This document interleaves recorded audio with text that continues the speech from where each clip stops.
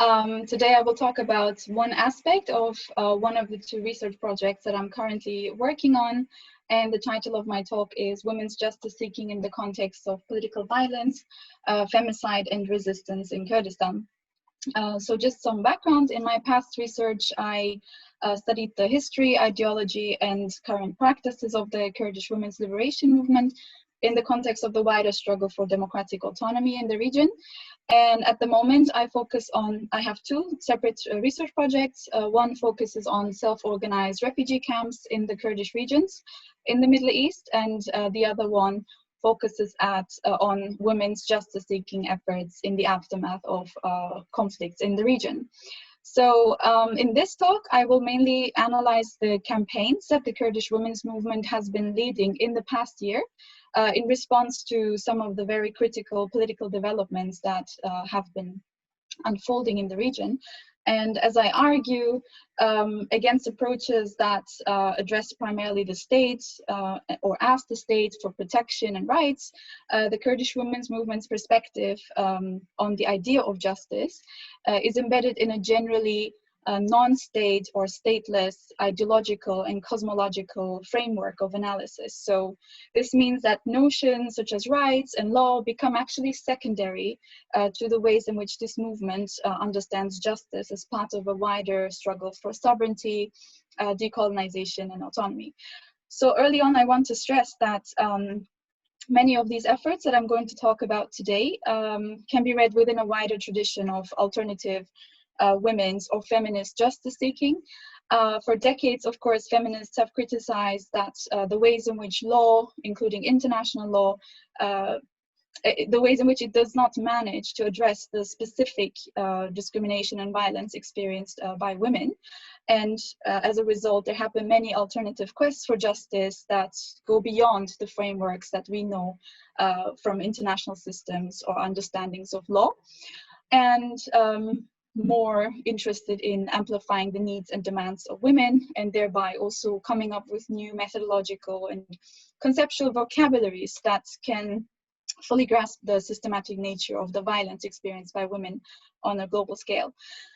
So one of the main problems, of course, when it comes to understanding violence against women is the idea that many people think have normalized or internalized it so much that they see it as part of the nature of men to be violent, or that discrimination against women is just a fact of life and we just have to deal with it, and therefore states or governments or international or local organizations have to find ways of protecting women. And what I'm going to do in this talk is to say that, in fact, there are many different groups of people that have proposed alternative ways of seeking justice that go beyond the idea of addressing the state to get protection. And by overcoming violence within communities and without relying on these authoritarian methods such as incarceration or police intervention, surveillance, but instead focus on sustainable peace and justice and the transformation of social relations within. So I'll just give you first, first to give you a quick sense of what is meant by Kurdistan. So let me first say this: since Kurdistan is not a state, there is not a single map that is not controversial. But here's one example from the internet. As you can see, Kurdistan is a region in Western Asia or in the Middle East, roughly overlapping with ancient Mesopotamia. And following the collapse of the Ottoman Empire early in the past century, as a result of British and French colonial interests, this region was divided along these imperial interests. And this eventually led to the creation of the modern nation states that we know today. And the Kurdish people, who are estimated to make up around 40 million people around the world, they're not a small group of people, but they were minoritized in this border drawing process, and they were turned into minorities basically in the different countries that they inhabit, which, as you can see on the map, is Syria, Turkey, Iraq, and Iran. And historically, they have been oppressed. and in some cases also subjected to large-scale political violence, including genocide, over the course of a century.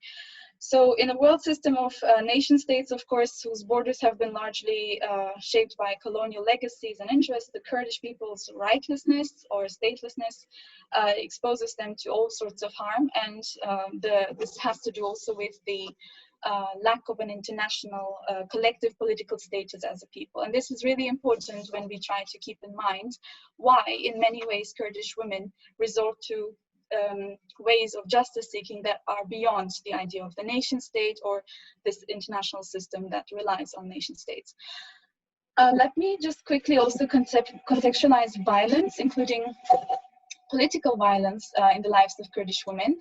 It's not possible to really cleanly separate different types of violence in Kurdistan as separate from the wider climate of war and ecocide, occupation, nationalism, and religious extremism as well. Episodes of large-scale state violence in Kurdistan have, for example, led to the mass forced displacement of people, the loss of livelihoods as a result of political violence, and state violence in particular have led to the breakdown of entire economies and social relations. And in addition to the deprivation of work opportunities or education and other things, due to both social conservatism as well as discrimination that people experience because they are Kurds. Questions like domestic abuse, so-called honor killings, harassment, trafficking, rape, sexual assault, forced and child marriage, and in some regions even female genital mutilation, devastate the lives of Kurdish women on a daily basis. And femicide is very common in Kurdistan. And just to clarify, the word femicide or feminicide is a term that was first used by Diana Russell in the mid-1970s as the killing of females by males because they are female. And ever since, of course, many different groups of people have come up with related definitions, but in general, the way I use it here is the systematic killing of women by patriarchal violence. So my past ethnographic research in Kurdistan took place also, I have to say this, in a context of intense periods of violence. It was one of the most violent episodes in the history of the Middle East. Of course, many of you will know that tens of millions of people were forcibly displaced, and many of them continue to live as internally displaced people or as refugees today. And hundreds of thousands of mostly civilians were killed in the different conflicts, especially in Syria, and tens of thousands of lives were also lost on the way to seek refuge abroad. So these regional conflicts, whether it's the war in Syria, the conflict caused by ISIS and other groups, these regional conflicts, they're all entangled, and they saw femicide and sexual violence as a systematic tool of war and propaganda as well. Thousands of women were raped and kidnapped and enslaved by the so-called Islamic State alone. And politically organized women, who are the protagonists of my research, are subjected to all sorts of political violence by states in particular. They're being imprisoned, censored, tortured, forcibly displaced, exiled, labeled as terrorists, and they're being killed. And this is really sad to say, but many of my interlocutors, many people that I've interviewed have also been killed or imprisoned or currently live in exile. So it's a very intense thing. As you can see, violence really informs every aspect of my research. And as a result of this, I'm not just here to speak about violence, I'm also here to speak about ways in which women try to resist the violence that they experience. The Kurdish women's liberation movement has been focusing on tackling all of these issues simultaneously on different multiple fronts. So what do I exactly mean by the Kurdish women's movement? Of course, there are many different organizations and political groups in Kurdistan and in the region more broadly that focus on labor rights, political rights, women's rights, and so on. But what I mean here as the Kurdish Women's Liberation Movement is the mass popular women's movement that emerged in the context of a 4 decades old socialist struggle in Kurdistan, and which claims that 5,000 years of patriarchy can and must be abolished, and not with reform, but with a women's revolution, and that the liberation of society is impossible otherwise. So I'm going to get into a bit more detail here now. The Kurdistan Workers' Party, the PKK, which is labeled as a terrorist organization in the UK. It was formed as a Marxist-Leninist party in 1978, and it started guerrilla warfare against the Turkish state in 1984 with the aim of establishing an independent state to liberate all parts of Kurdistan. In 1999, the leader of this movement, Abdullah Öcalan, was abducted in a NATO-led operation and handed over to Turkey, and he's been imprisoned ever since.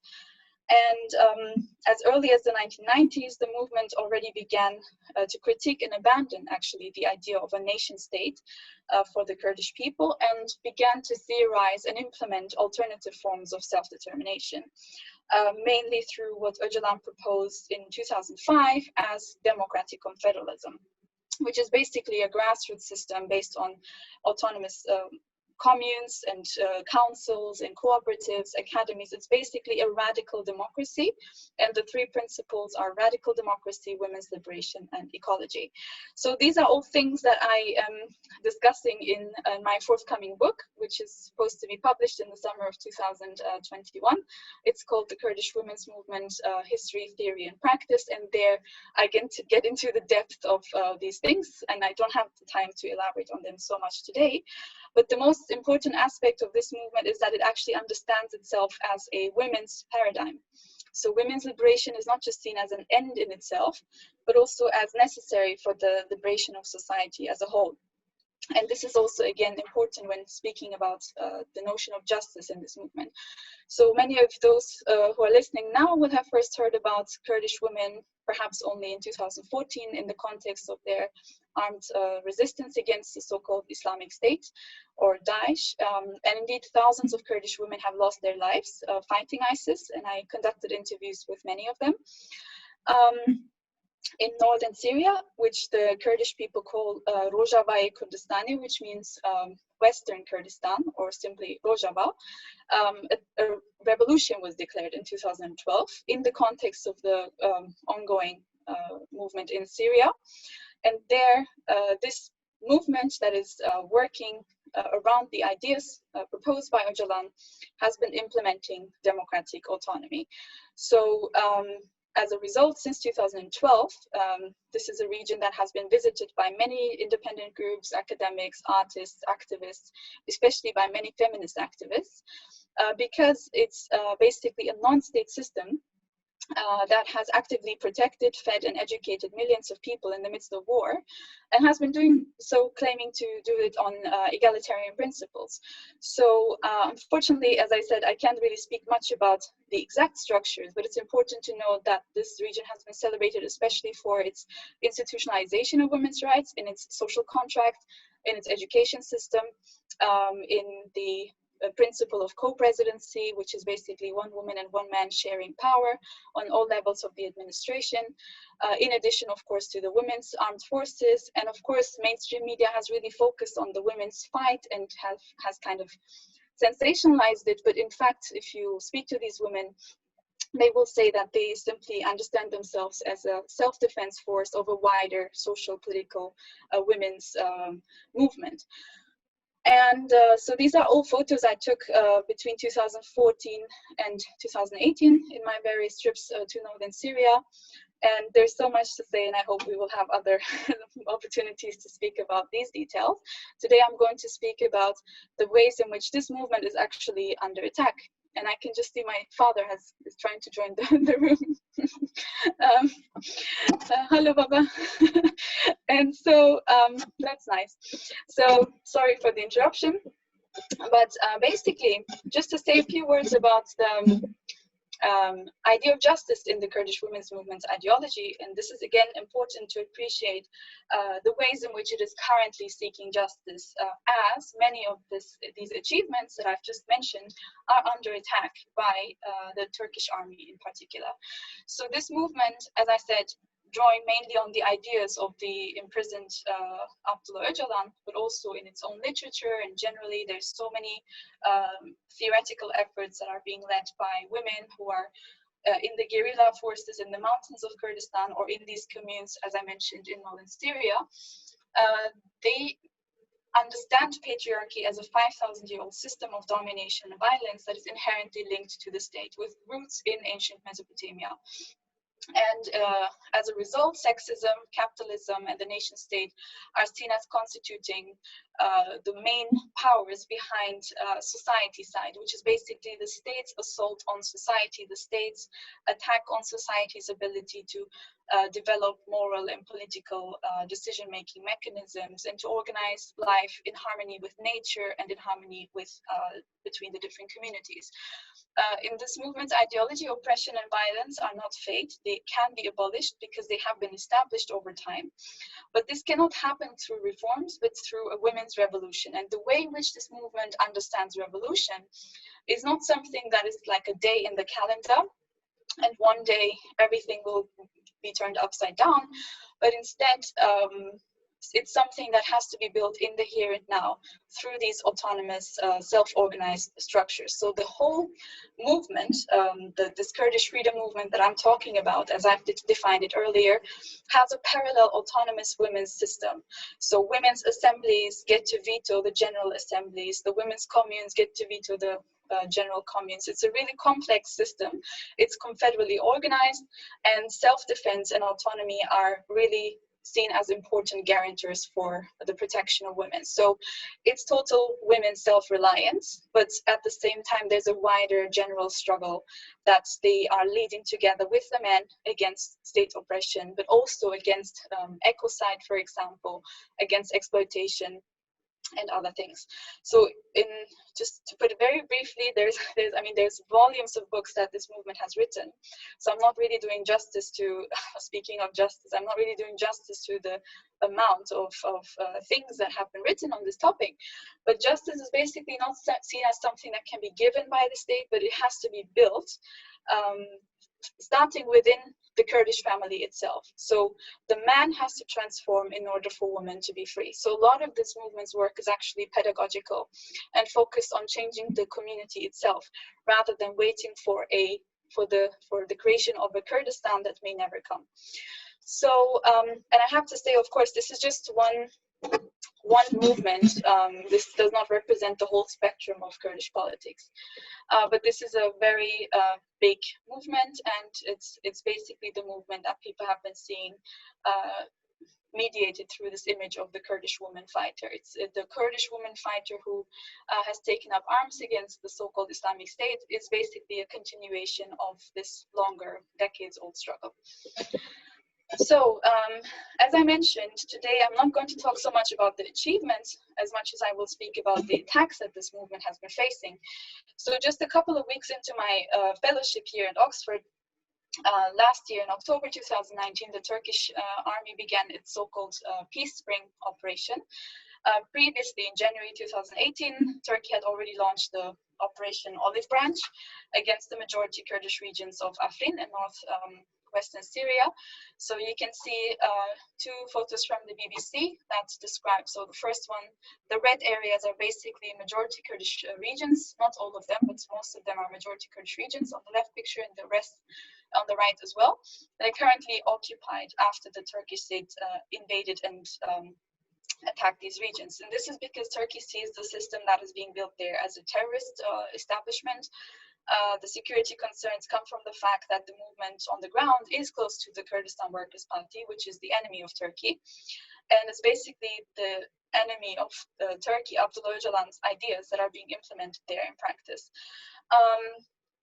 So, as I mentioned, these areas are occupied because Turkey also claims that it wants to establish a safe zone and accommodate at least 2 million Syrian refugees there. As you may know, Turkey is the country with the highest number of Syrian refugees and has actually received billions of euros from the EU to deal with this question.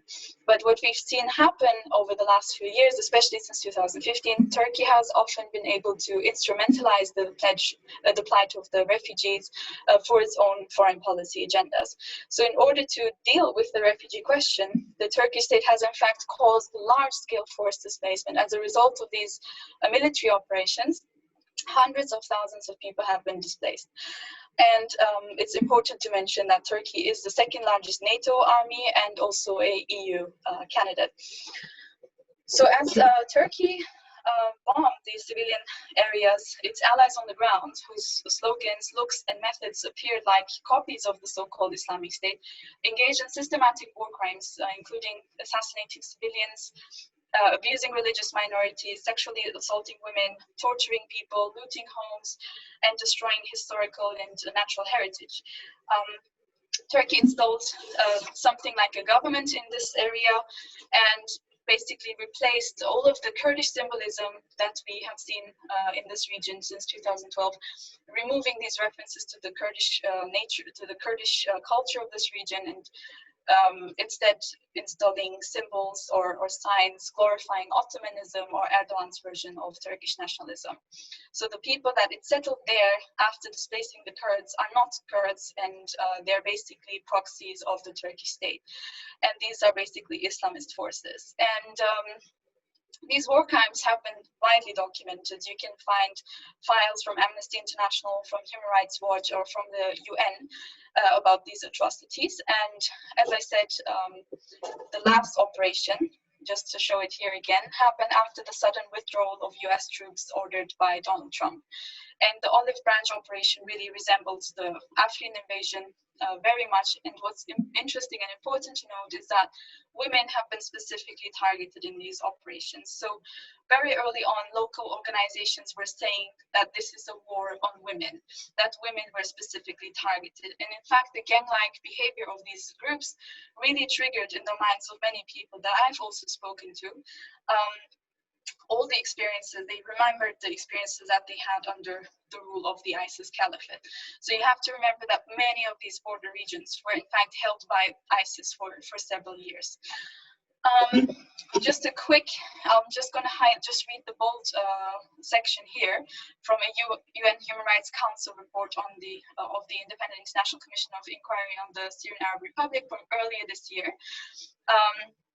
After basically highlighting all the historic achievements of the Kurdish women's movement in the region, as you can see in the first paragraph, it says recent gender-based violations committed against Kurdish women by armed groups with extremist ideologies have, however, demonstrated an attempt to dismantle these efforts. By targeting almost every aspect of Kurdish women's lives in the Afrin district and progressively in areas affected by Operation Peace Spring, armed groups generated a palpable fear of violence and duress among the female Kurdish population. So basically what happened is that all women's structures that had been built up since 2012 were destroyed in these regions. It was evident from the start that women would be systematically targeted and that sexual violence was used as a systematic weapon of war. So during the Afrin invasion, for example, Turkish-backed forces circulated a photo in which they insulted and stepped on the dead and mutilated body of a fighter called Barin Kobani. Mere days into the invasion last year, Hevrin Khalaf, a very prolific women's activist and leader of the Syrian Future Party, was brutally assassinated by the Turkish-backed Islamist group Ahrar al-Sharqiya a few days into the war. And similar to Barin Kobani, Amar Arenas was abused and filmed by the Turkish proxy forces. So as you can see, in addition to targeting the population and civilians in general, these groups made a spectacle out of attacking women. And this especially comes after years of these women appearing in mainstream European or Western outlets as the heroes who have defeated the Islamic State. So I apologize, these are very heavy topics, but it's important to discuss them. In the summer of 2020, just a few months ago, Zehra Berkel, Hebun Melakhalil, and Amina Waisi, 3 activists of the women's movement on the ground, were killed in a Turkish cross-border drone attack. So it's a Turkish drone that entered Syrian airspace and hit in a targeted way these women who were gathering for the women's movement in a house in Kobani. And Kobani is the town that became the symbol of the resistance against ISIS. Kobani is the place where people first heard about women's fight against ISIS.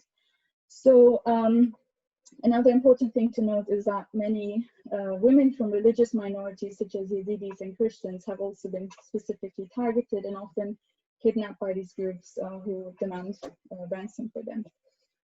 So what I'm going to talk about now. After these very heavy things. And like I said, I have just started my fellowship, and I was hoping to look at the ways in which women seek justice in the aftermath of the so-called Islamic State.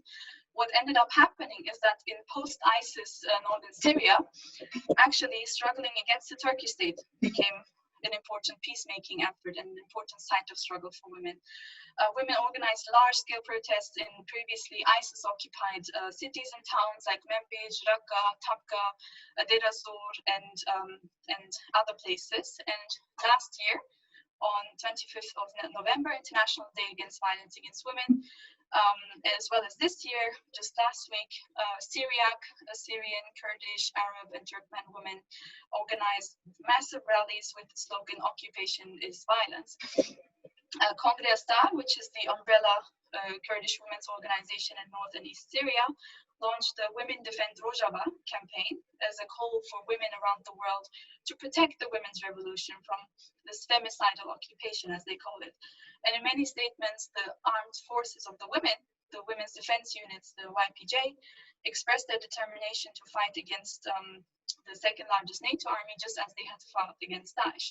So there was this big episode of violence that came with the Turkish state's invasion. However, this constituted an occasion for these women from different communities, not just Kurdish women, to come together to say we will not accept this occupation. Here on the bottom left photo, you can see, this is from last week, a photo in Sheikh Maksud. This is a majority Kurdish neighborhood of Aleppo, and there men staged a protest against femicide, against struggling women. And the photo above is a photo from a women's rally earlier this year. Sorry, this was before the pandemic. This was after the invasion, so it's sometime between October and January, I think. And these are all people from Afrin who were displaced and who have been displaced for the last 3 years. They have this big women's rally against the occupation next to the refugee camp that they still inhabit. So what's interesting now, and this is what I want to really highlight, is that the women's movement on the ground has, in addition to organizing large-scale protests on the ground, made numerous appeals to feminists and women's movements around the world, environmental activists and progressive organizations, to stand with them against these attacks against their achievements. And they did so especially by putting this movement in northern Syria, in Rojava, into a wider global context of the suppression of political alternatives, and especially in the context of worldwide attacks on women. So I want to give some examples now before finishing. This is a dossier that was just published about 2 weeks ago by Kongre Astar, which is the umbrella women's movement in Rojava, northern Syria. It's called Political Femicide, Systematized State Assassination of Politically Organized Women. So this dossier, which can be downloaded on the Women Defend Rojava website, it basically explicitly condemns the ways in which states resort to violence against women who dare to organize against authoritarianism, against nationalism, sectarianism, and all forms of exploitation, saying that not only is there a normalization of femicide, there's also particular political femicide that we're seeing on a global scale. And what I find really interesting is that it highlights other women who have been killed in a similar way. For example, you may recognize some of these women. Rosa Luxemburg was a Jewish Polish socialist leader who was assassinated by German fascist paramilitary forces.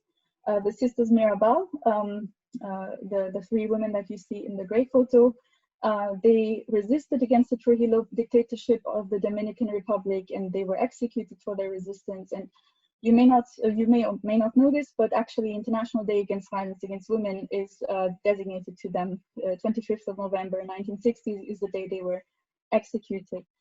Mina Kashwar Kamal was an Afghan revolutionary who was murdered. Berta Cáceres was an indigenous environmental activist and feminist community leader who was killed in 2016 in Honduras. Mariela Franco was an Afro-Brazilian feminist socialist activist and politician who was murdered in 2018. Carlota Isabel Salinas Perez in the top left was murdered during the pandemic. She was a Colombian women's rights defender and land defender. And Leonela Tabtasan Pesadilla was murdered in the Philippines. The bottom right photo in front of her, sorry, she was opposing large-scale mining project, and she was killed in 2017 by armed individuals. So in most of these cases, unknown men linked to states, paramilitary groups, or far-right organizations and circles got away with assassinating these women without being held accountable. So this report, for example, that was issued by the women's movement in northern Syria draws parallels between these cases and says that, in fact, we need to unite our struggles against state violence. And it makes explicit that actually the state cannot be the one who gives women their rights if the state is complicit in femicide. And it calls for a unification of women's struggles. Of course, it's not just outside of Turkey's borders that women are struggling against the Turkish state. But as you can see, the main energy of the Kurdish women's movement currently is channeled into resisting the Turkish state's militarist projects. So you may have been following that in Turkey in this last period during the pandemic, there were large-scale protests even during the pandemic because of the government's threat to repeal the Istanbul Convention, which is one of the most important international conventions to protect the rights of women. And recently there have been so many victims of femicide, and the perpetrators are often people who are linked to the government or they are protected by it, and people are basically fed up with the ways in which violent men get away with femicide. And as noted by many women's rights campaigners, for example, in its 18 years of rule, the conservative government of the Justice and Development Party under Recep Tayyip Erdogan has over time increasingly normalized and institutionalized sexism. Over the years, in addition to vilifying feminist or queer struggles, high-ranking members of the party have, including ministers, have repeatedly caused outrage with sexist statements that suggest that proper women should primarily concern themselves with being good mothers to many children and discouraging women from work or pursuing careers. And among one of the many scandals of the government is the several attempts at introducing a bill, first in 2016 and then again this year, that would basically give suspended sentences to inmates convicted of child sex offenses if they marry the same person that they have raped or otherwise abused, and if the age difference is no more than 10 years. So these are all reasons, and I will come to the end very soon, that just like everywhere else in the world, the pandemic has aggravated existing violence against women. But also in the case of Turkey, it's important to note that after the collapse of the peace process between the PKK and the Turkish state in 2015, women's organizations and activists have been particularly targeted by the government crackdowns. And that's, as many note, because women were a very vibrant and active force during the peace process that had been going on since 2013. The coup d'etat attempt in 2016 led to a series of political purges, and by way of governmental decrees, the Kurdish held municipalities were seized and replaced by trustees appointed by Erdogan. The government mass arrested journalists, politicians, academics, lawyers, civil society workers, and charged them with terrorism. And whilst the government, for example, in this period in the pandemic, issued an amnesty for the prisoners, it excluded the more than 10,000 political prisoners in Turkey's overcrowded jails. And the government also did not, as it released prisoners, it did not assure the safety of women whose perpetrators, including abusive partners, were released. There are several horrifying cases of women and children being murdered in the past period because they were released without the government taking any precautions to protect these families. And it's again worth mentioning that the political prisoners were excluded from the pandemic amnesty, but many of them are actually women's rights defenders and very popular women politicians and mayors and MPs. So against all these attacks, the women's movement there, which organizes under the name of Teja, which is the Free Women's Movement, has launched a campaign, we defend ourselves. And part of this, as you can see, women defend Rojava, we are defending ourselves. increasingly, the Kurdish women's movement is articulating its demands and also its invitations to struggle together as women in terms of defense, in terms of protecting one's gains and defending ourselves against violence. And this, again, as I mentioned in the beginning, relates to how it perceives of liberation as something that needs to be built through autonomous grassroots structures and not as something that the state can give us. So to quote, the most recent, so these are just some photos from the campaign. I'm coming to an end very soon.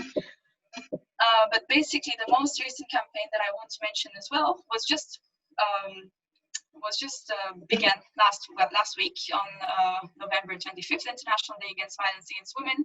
It's called 100 Reasons to Prosecute the Dictator. It was launched in Europe, and it's an ongoing campaign that currently seeks to find 100,000 signatures from women around the world, and to hold the Turkish state accountable for all of the women that were not just killed and not accounted for, but also killed because of their political views. And this is a large-scale grassroots campaign that is ongoing and has just started. But basically, the most interesting aspect of this campaign, in my opinion, is that its actually ultimate aim is to get feminicide or femicide to be recognized as a crime against humanity, which would mean that heads of states that perpetrate it will be held accountable. So just to quote quickly from the campaign, the fact that feminicide is still not recognized as a crime against humanity means that states and dictators are not afraid of being held accountable. As long as femicide is not treated as a crime against humanity, it will not be possible to truly challenge attacks on society such as genocide. We want to be a voice for all women in the world who are subjected to violence and draw attention to all state crimes against women. With this campaign, we want femicide to be internationally recognized as a crime against humanity. So as you can see, the movement does not just think about the women that were killed by the Turkish government, but also trying to, whilst doing this, whilst engaging in this effort, it seeks to get femicide to be recognized as a crime against humanity. And just for some concluding remarks, I want to say that similar to other women's tribunals and courts that have been taking place in different parts of the world in the past, the campaign is tactically employing the language of law and rights to raise women's consciousness and ability to organize. So in line with much of the rest of the Kurdish women's movement's justice visions, rather than viewing this as a way of getting recognition from international systems and thereby getting femicide recognized as a crime against humanity, ultimately people believe that this recognition will just help strengthen the hands of movements, which will be the real driving force for change. And this will be an occasion for women to struggle together towards a common goal. And just last week, the largest umbrella of the Kurdish women's movement, the KJK, the communities of women in Kurdistan, which are mainly based in the mountains as guerrilla fighters, greeted movements like the Black Lives Matter movement, the anti-violence feminist movement in Latin America, Una Menos, and political prisoners and the Palestinian struggle, and saying we need to build democratic world women's confederalism as a way of a grassroots transnational women's democracy that can be going beyond the idea of solidarity, but in fact come up with common terms of struggle, common vocabularies, and to not only stand with each other, but to actively organize together. And so just to finish off with some, so this is also part of the campaign. I forgot to show the slide earlier. But basically sparked by this resistance against ISIS, these are just some photos from the Women Defend Rojava protest from Afghanistan to London. We can see that the last 5 years have presented a big occasion for Kurdish women to actually form alliances with people, with women's movements, especially around the world. And yeah, and just a very final remark. I want to stress that this is all very much in line with approaches that are happening and developments around the world. Today we see that there is a global rise in local and transnational women's struggles that notes that the mere inclusion of some women into spheres of power does not amount to changes in the lives of women more broadly, but that a qualitatively different notion of politics is needed with alternative methods and mentalities to break this patriarchal solidarity from the family home to world politics, basically. And of course, crucial differences notwithstanding, I think the Kurdish women's movement's, in a way, utopianist approach to liberation and decolonization from the state as a system resembles, for example, indigenous people's struggles for sovereignty beyond and outside of colonial visions of liberal democracy, as well as with Black abolitionist feminist notions of freedom as a long-term struggle to dismantle all forms of domination in society and to enable liberated social relations for all. So what one may call stateless justice seeking allows people to strategically invoke global codes or modes of action that usually rely on liberal rights discourses without necessarily believing in them, whilst undoing the hegemony of the nation state as a primary unit of policymaking. So I think I'll stop here. Thank you.